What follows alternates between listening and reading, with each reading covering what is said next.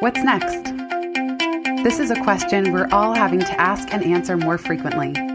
I'm Jenny Blake, your host of the Pivot Podcast and author of Pivot, The Only Move That Matters Is Your Next One. For show notes from this episode, visit pivotmethod.com/podcast. If change is the only constant, then let's get better at it. Here we go.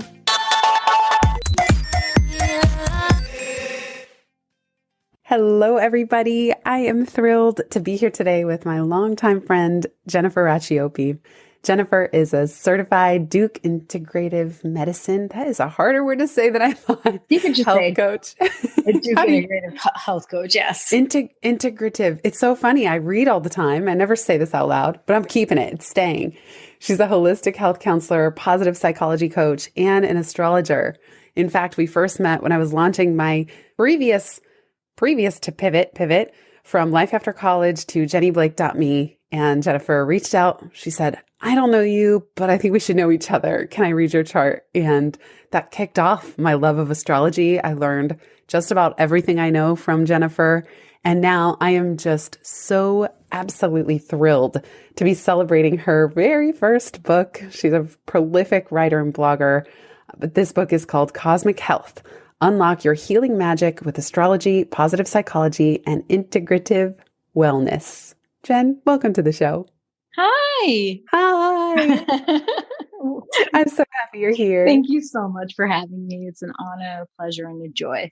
Always, always. What I love about you is just, you embody so much of what you teach. And wow, I think if you're listening to this and you haven't gone down the astrology rabbit hole, it is just this endless font of wisdom and self-understanding and keys to what you've described as the blueprint of our soul. You know, and what I learned from you of just that the moment we take our first breath, we can learn about this blueprint from where the planets are in the sky. And I love how you're combining your own history and your passion for topics like resilience and cyclical living with this notion of health and healing in this new book. So congratulations, Jen, on such a masterpiece. Oh my God. Thank you so much. One of the principles of cosmic health, one of the 5 core principles, is living cyclically.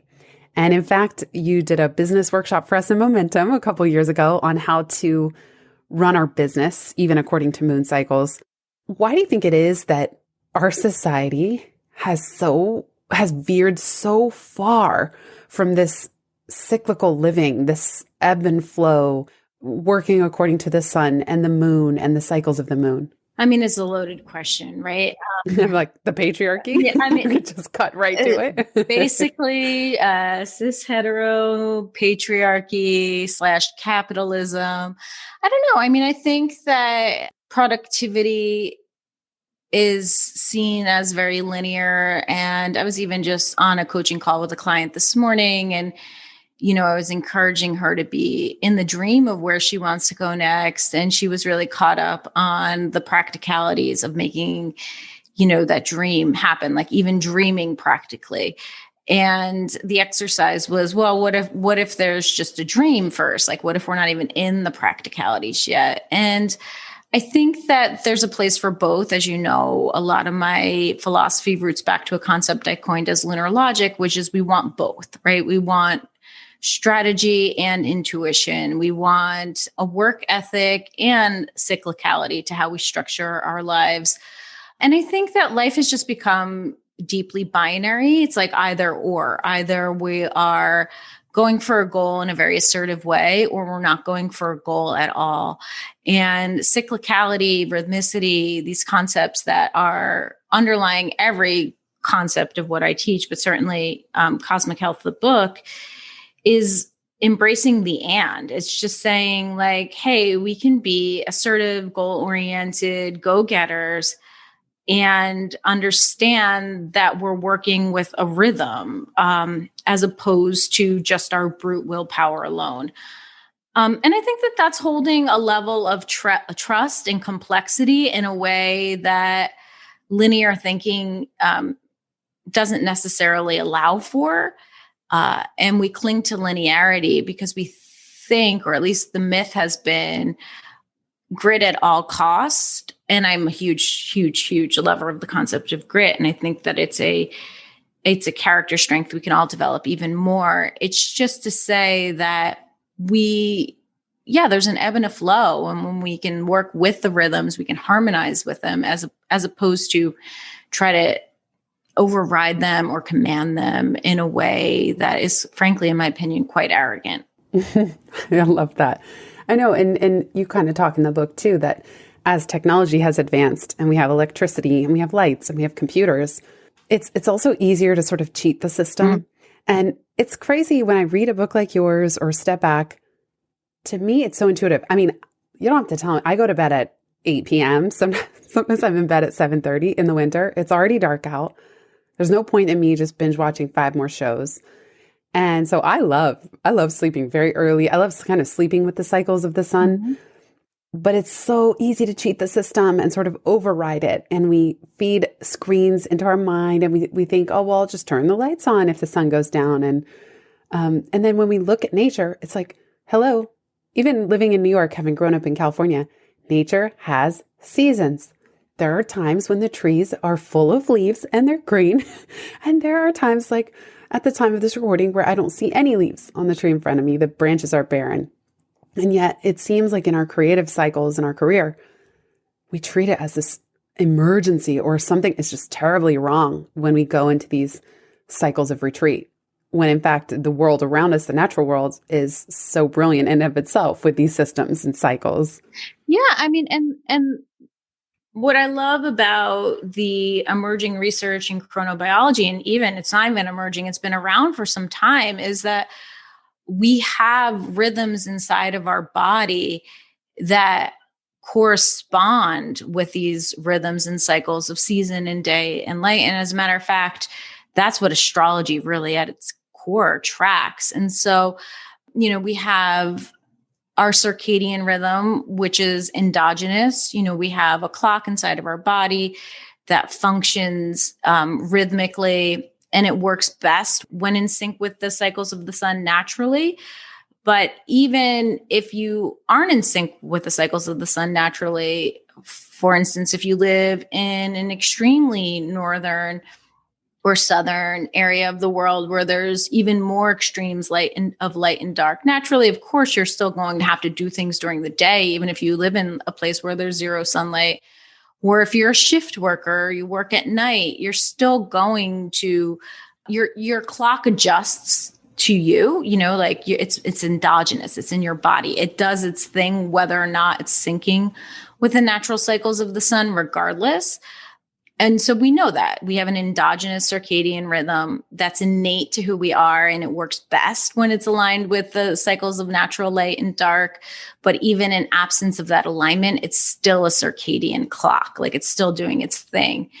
And we have a circa-annual rhythm as well, which is a seasonal rhythm. And it mirrors the seasons of the earth, but it's also just almost innate to how we've evolved. And we have a circa-lunar rhythm as well, or a circa-monthly rhythm, which is not concretely proven in humans in the ways that it is in animals. And certainly we have no idea if it's endogenous. There's a lot of arguments that it is and arguments that it's not. But when we look to marine life, for example, or plant life and vegetation, those cycles are so documented as having a deep correspondence to lunar rhythms and monthly rhythms. And I know from having done this work 20 years on my own, and for the last 10, 12, however long it's been, years with my clients, that when we start to tune into the circa monthly, circa lunar rhythm, we realize like, wow, we can entrain ourselves to this. And certainly women have the menstrual cycle as a fundamental part of their biology as well. But I just think it's interesting that these are the rhythms that our natural world is dictated by, and we have a biological phenomenon that mirrors them. And yet somewhere along the line, my history is a little off, but it became much more advanced for humans to think of themselves as above nature or not so like we're not animals, we're humans, or, and that we have all these capacities beyond other animals and natural life. But the bottom line is that we developed, we evolved under moonlight, we evolved under sunlight, we evolved with seasons. And we are those same exact phenomenons happen biologically, or we have a biological corollary to them in a way that's fascinating, right? And it's also a little bit primitive to think of it in that way. And I think we're just at this interesting point in our evolution where we need to renature ourselves to survive, and we need to renature ourselves to live in harmony with our planet. And fundamental to that is reclamation of these rhythms that drive our lives, whether we realize it or not. I love that. Renaturing is such a good word. Yeah. Yeah. Renature, reclaim. Yes. Mm-hmm. One thing I love in the book, so you talk about the cosmic curriculum that each of us has. And you also say, so of course, embracing the paradox of both and not this linear thinking. Mm-hmm. You say, I don't believe that everything happens for a reason, nor do I believe that we manifest illness. And I thought it was kind of a relief to hear you say that. I love, there was this one part of the book, you said, to be clear, we can be spiritually positive and grieve at the same time. We can feel multiple emotional states at once. And I don't believe everything happens for a reason. And I think sometimes you and I both know, well, one thing I always appreciate is how grounded you are, but we both know there's a lot of talk in the spiritual and personal development sphere of, well, everything happens for a reason. Everything happens for you, not to you. And I'd love to hear how you navigate that dance of mindset when working through your own cosmic curriculum of you can't necessarily choose what happens to you, but you can try to find the good and the grit, even without adopting this belief, oh, everything happens for a reason. And maybe even what you think is problematic about that in the first place. Well, I mean, let's start there. What is problematic about that? Everything, I mean, if we jump to everything happens for a reason, how do we ever grapple with tragedy? And we live in increasingly tragic times. And tragedy is a part of human existence. And, to settle into the humility of tragedy requires not having a solution for it immediately. And I think, the problem is that we always want to have the solution. We don't want to have the problem. We don't want to have the problem, and there's dignity in struggle so long as we're dignified in our struggle. And I think that spiritual bypassing and reframing too quickly or letting someone else spiritual bypass for us and reframing for us is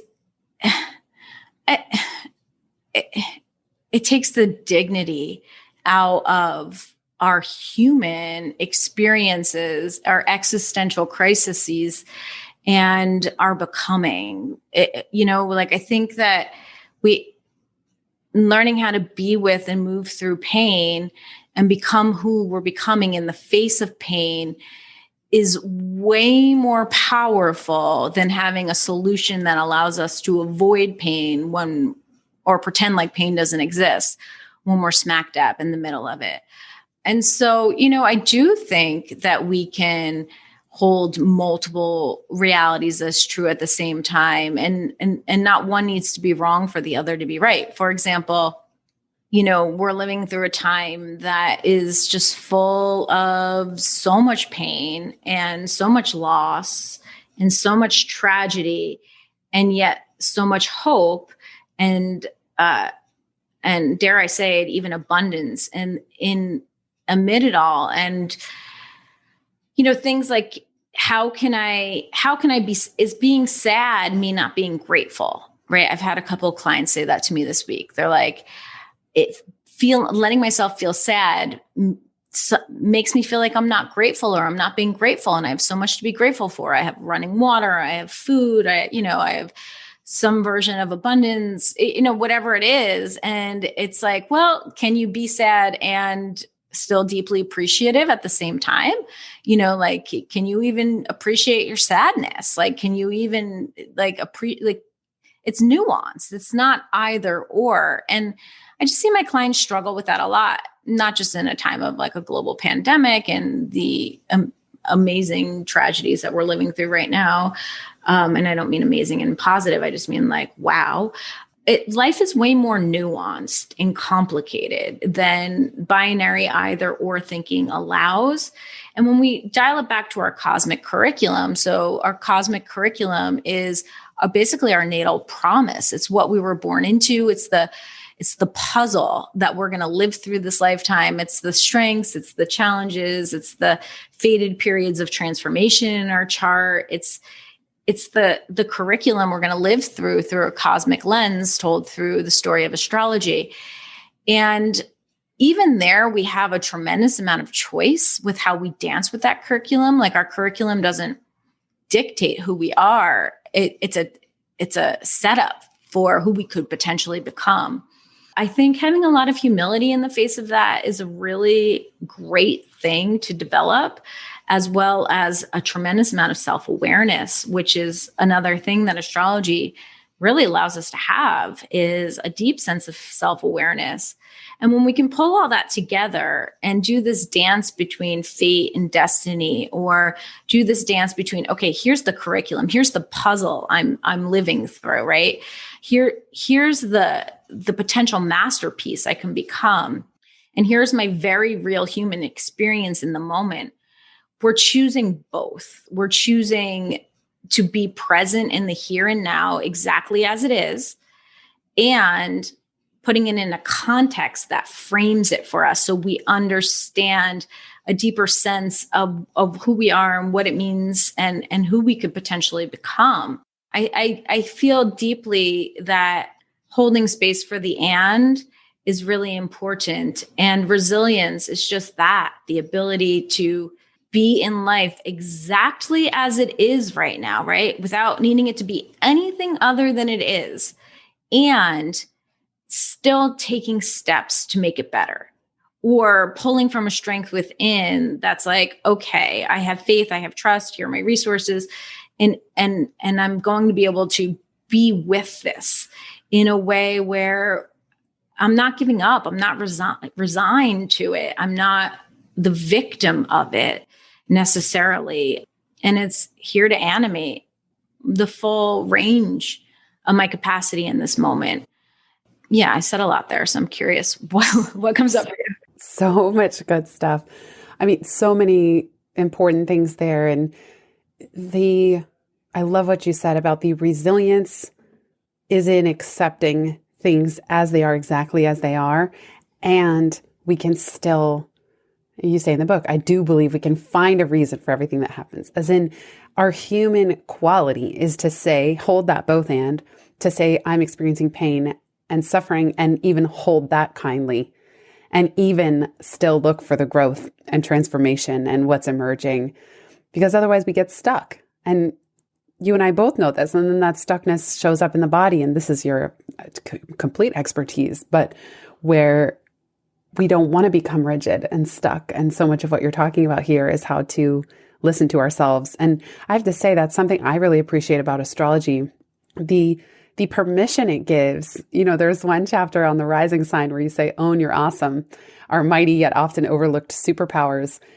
And what I find about astrology is it opens up such deep, rich conversations, often with another person who is the astrologer doing the reading, that for me have given me permission to own my superpowers, but also my wounds, things I didn't see, things I was unaware of, and also sort of embracing what had been difficult. And I think the readings I've done with you and with others have really helped me accept that certain things have felt really hard or harder. And some people who are complete skeptics of astrology, that's fine. You can be totally skeptical. And still, if someone tells you and hits the nail on the head of something that you've struggled with your whole life, there is still this powerful aha moment of, yes, that is how I feel. That is this thing I'm struggling with, and finding those paths through and around those things. That's what I find. There's just such a sense of permission that comes from this level of self-awareness and analysis and acceptance. Oh yeah, absolutely. I mean, and the thing is that everything doesn't happen for a reason, but as you said, like we give things reason, right? We're the meaning makers. We're the ones who are drawing conclusions for ourselves. And those are the most powerful conclusions we can draw. And astrology also functions as a mirror where we can see ourselves in a more objective sense, either through our own interpretation of our chart or through someone else's interpretation of aspects in our chart. And that mirror is a part of our drawing our own meaning and coming to some conclusion if conclusion is readily available in that moment, or at least defining the boundaries of which we're traveling along so we know the edges a little bit better. Astrology isn't a belief system. It's not something you need to believe in. It's not a religion. There's no award at the end of the life for like following the astrological doctrine. It's literally not a belief system. So skeptics, I invite their skepticism. If you're a skeptic, be skeptical. It's not, sometimes I'm skeptical. Actually, I've brought a ton of skepticism into my astrological pursuits, more skepticism than I think I've ever really even spoken to publicly, because I'm like, is that really, but that's what is, it's that curiosity and that sense of exploration that took me so far and so deep down this rabbit hole I'll forever be going down, at least till my last breath in this iteration of my existence. But, I think that a healthy sense of skepticism is really important. And astrology isn't a belief system, it's a tool. And much like we don't believe in electricity, like if someone broke down all the ways that you and I were connecting via technology right now to have this call being recorded and then syndicated on all the platforms, if someone just laid that out to me, I'm like, I don't know if I'd get it, like how that could happen, or if I'd even believe that could happen if I didn't experience it in real time, in this modern age of doing this all the time. I don't know if I'd believe that was possible. It sounds almost unbelievable to me. But I just get on Zoom and I turn it on, or like we just like have the meeting and we do the thing or we record the podcast and we send it out. We don't, not because we believe in it, I believe in you, Zoom. I believe in your podcast platform. I believe in you, Spotify, that you could have every single album in the world ever recorded on the touch of my fingers on my phone. I don't believe in that. That's unbelievable, right? But I use it every damn day. And I think that astrology is a tool we can use. And I will say my sense of skepticism as an astrologer has definitely worked to my advantage. Oh, yeah. I mean, I love the invitation here. And the thing is, whether we know how Zoom works or not, we're here and it's working. There is a real transformation, a real conversation that's happening. So period, end of story. It's happening. This is why I love talking about and thinking about the placebo effect, which I really love. I really love that if you and I can have a conversation and something shifts, and there's Ryder seconding in the background, that it's as real as anything. So if you and I sit and talk about my astrology chart or with one of your clients, as we've done, and aha moments happen and insights and inspiration and healing and permission, something real just happened. We don't always need all the proof, but I mean, I love the skeptics out there too, 100%. You also talk about, I learned about Chiron from you, the wounded healer. And just the name alone, I think, is such a powerful concept. Mm-hmm. And I do think that a lot of people who are drawn to coaching, counseling, probably even thinking and sharing in the way that we're doing now, have wounded healer energy. Although I wonder if you think every person on the planet, I mean, of course, everyone will have a Chiron placement in their chart, but talk to us about the wounded healer and why your wound is your wisdom. That Chiron chapter is my favorite chapter in the book. Chiron into Uranus, like that segue and that connection between the two of them was one of those moments in the book where I just got like so lit up. Like writing a book is this sounds really good at the beginning. It's really exciting when you realize it's going to happen, right? And then there's this at least for me, I don't know if this is true for you, Jenny, or for other authors, but for me, then there was this like overwhelming sense of what the hell am I doing? So much work and so much research and so much inner critic and, just like this, all my everything came up, right? But then I got to these points in the book where I was like, this is why I'm writing the book. Like it all just makes sense. And Chiron was one of those turning points for me in that I'm just like, this is it. Like, this is it for me. So for those of you who are just hearing about Chiron or like why your wound is your wisdom, etc., to back it up a little bit, Chiron is both a mythological story and character and myth, as well as it's a comet asteroid hybrid that is been classified as a centaur because centaur, as Chiron was in his mythology, is half man, half horse. So it's this characterization of being two different species blended as one. And Chiron travels between Saturn and Uranus in this very like erratic pattern.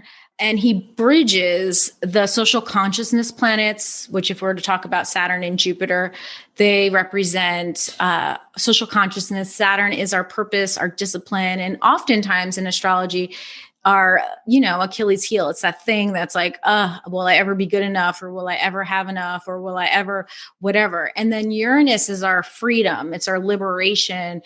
It can be disruption, of course, as you'll read in the book. It has many, many, many ways it presents itself, but ultimately it's the point of liberation. And it's important to say that ancient astrology stopped at Saturn. Like they didn't know that there was anything else beyond that. And so here we are with Chiron, this interesting non-planet, hard to define celestial body. And then we look at the fact that astronomers named him Chiron. And Chiron mythologically is this fascinating story of this creature that was born half man, half horse from a mother who was seduced and or even sexually assaulted by the character or the mythological figure that was Kronos or Saturn, who shape-shifted his identity to have this rendezvous with Chiron's mom, which then impregnated her. And so Saturn was a god. He had immortality, and Chiron's mother did not. And Chiron was born half man, half horse, and his father wasn't going to take any responsibility for this because he shouldn't have been impregnating this woman, and that was scandal. And she was so shocked when she gave birth to a centaur that she abandoned him because, first of all, it wasn't her choice to get involved with Saturn in this way, which is obviously a very painful experience for any woman who has had that experience. And then she further had a child that was a centaur. So centaurs were vulgar and lawless and wild and a rejected part of the society in many ways. And Chiron was born and then abandoned. So he was abandoned by his mother, unclaimed by his father, had his father's immortality and his mother's mortality, but, immortality trumps mortality. So he was immortal. And, so he was born with this pain of having this multifaceted identity, this, half man, half horse thing, rejection and abandonment by his parents, the outcast status of being a centaur. And yet he was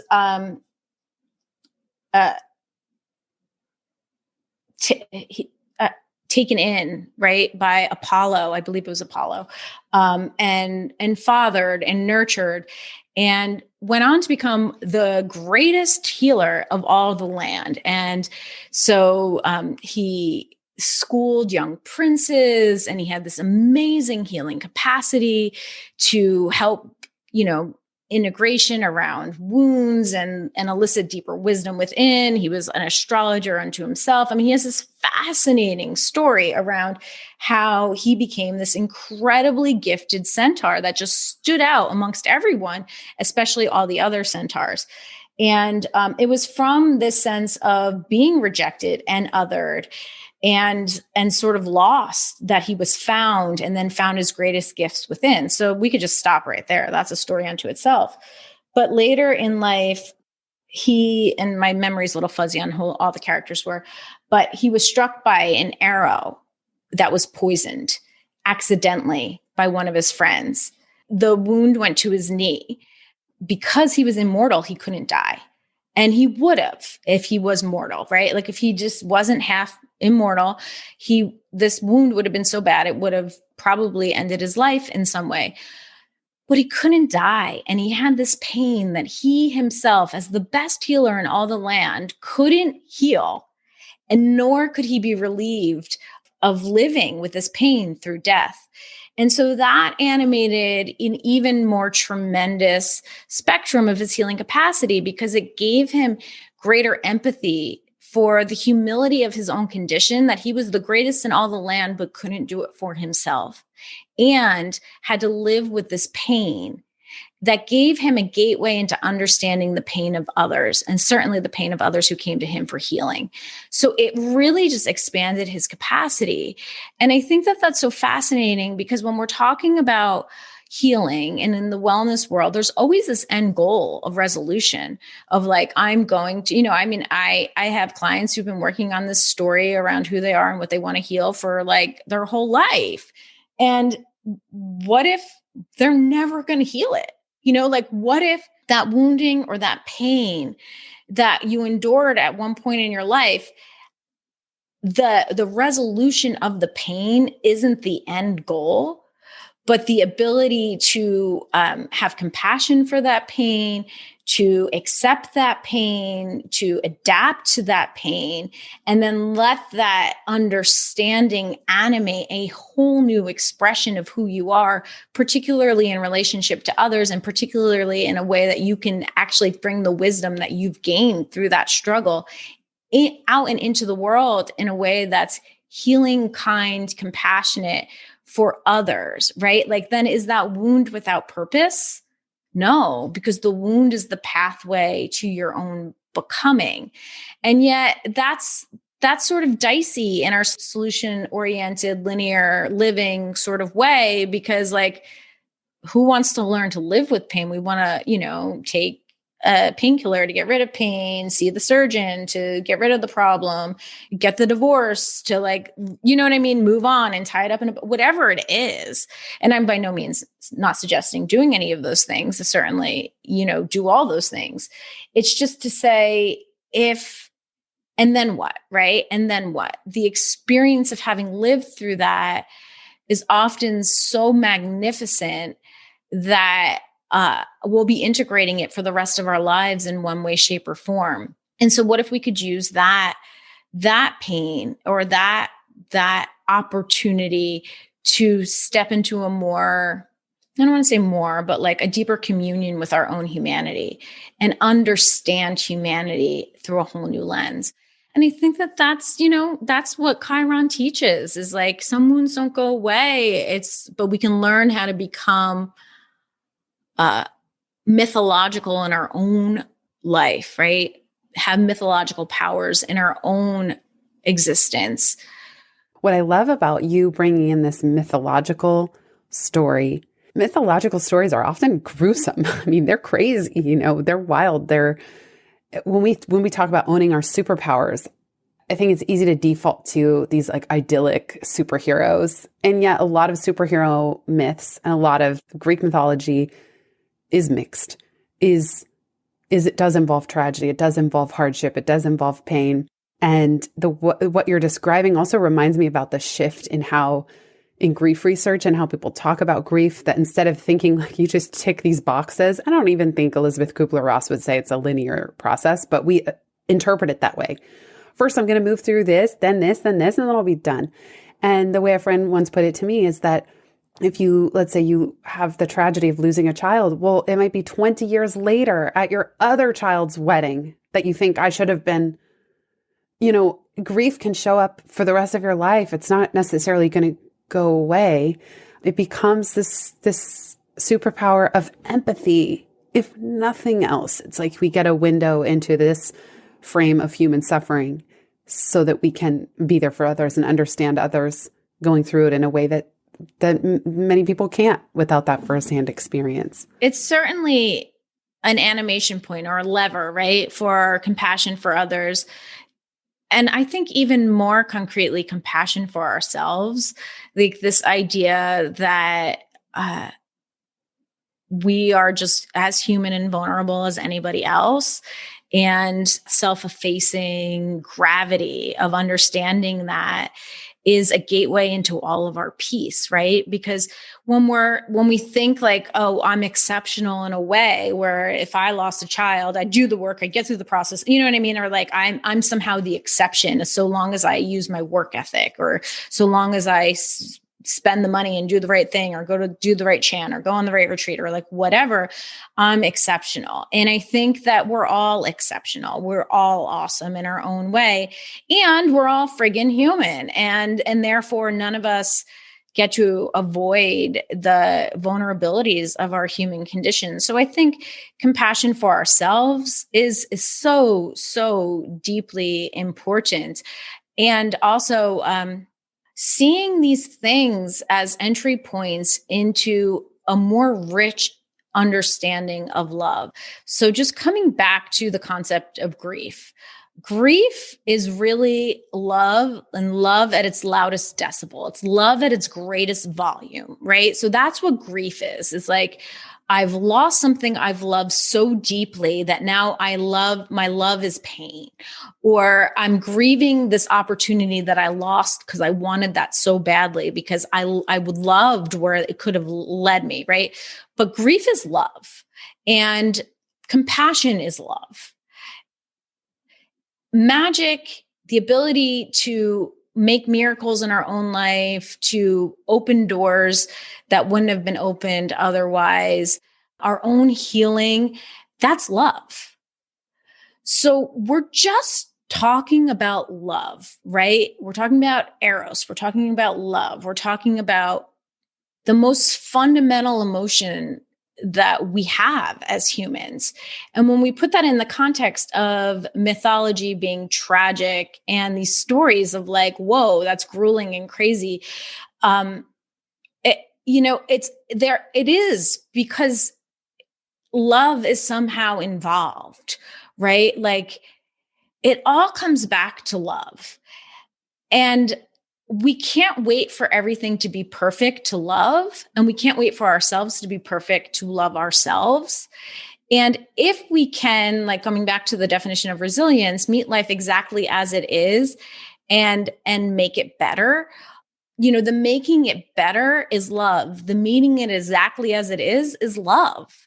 Yeah. I mean, at the end of the day, I think myths are just like a different way of understanding dynamics, but ultimately through the lens of love, as is healing. Does that make sense? Oh, yes. It's gorgeous. I love everything you said. Grief is love at its loudest decibel, and magic, the ability to make miracles in her own life, that's love. Love, Jennifer's expression of love is live in the world. Your book, Cosmic Health, Unlock Your Healing Magic with Astrology, Positive Psychology, and Integrative Wellness. Jen, congratulations again on this book. Where can people find you in addition to getting a copy if they want to keep in touch? Thank you so much for having me here. I have a website, jenniferracioppi.com. I party on Instagram most days 2 times, though some days not at all. And I have a blog at my website. I am on Facebook and Twitter. Twitter's more where I go to just rant about things on my mind. But I'm out there. I'm on all the socials. So thank you so much for having me. Amazing. What a delight. I will put all those links in the show notes. And Jen, congrats again. Yes, I've had all those gremlins, all the questions. What the hell am I doing with the book? So it's just, as my brother told me when my first book was coming out, as soon as someone buys one copy, you are an author and you have been a success. So I hereby pass that on to you. Thank you. Congrats again. Thank you so much for being here. And thanks everybody for listening.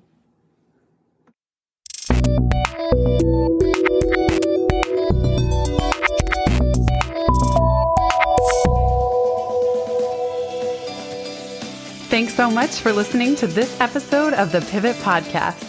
Make sure you don't miss an episode or my insider tips and templates by signing up for Pivot List, a curated twice monthly newsletter where I share the inside scoop on what I'm reading, watching, listening to, and the latest tools I'm geeking out on.